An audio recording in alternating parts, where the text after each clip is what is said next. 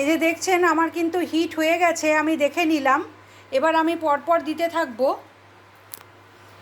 এবার আমি প্রথমে দিচ্ছি গোটা গরম মশলা। দেখুন আমি কিন্তু কোনো তেল দিইনি, তেল ছাড়াই রান্নাটা করছি। তারপরে আমি দিলাম তেজপাতা। এবার আমি শুকনো খোলাতে এটাকে একটু জাস্ট ভেজে নিচ্ছি।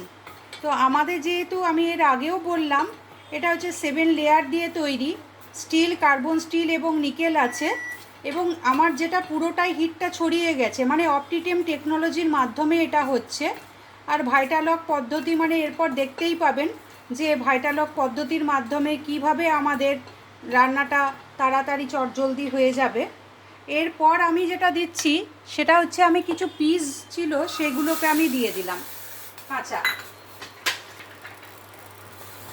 তারপর আমি একটুখানি লবণ দিচ্ছি।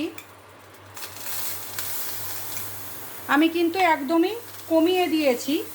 এরপর আমি দিয়ে দিচ্ছি পোস্ত আর হচ্ছে কাজু বাদাম বাটা।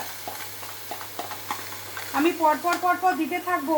এটা কিন্তু বেশিক্ষণ কষানো বা করার কোনো দরকার হয় না, কেননা আমাদের এই রকমভাবেই কিন্তু বাসনটা তৈরি হয়েছে, যার জন্য আমাদের যে কারণে খুব চটজলদি রান্না হয় এবং সুস্বাদু।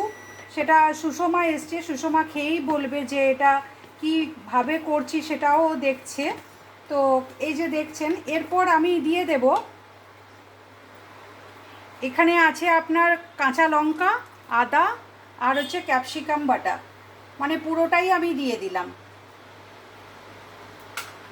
এবার যে যেমন ঝাল খাবেন সেরকম আপনারা লঙ্কা দেবেন। এবার এটাকে আমি কিছুই না এবার ঢেকে দেব।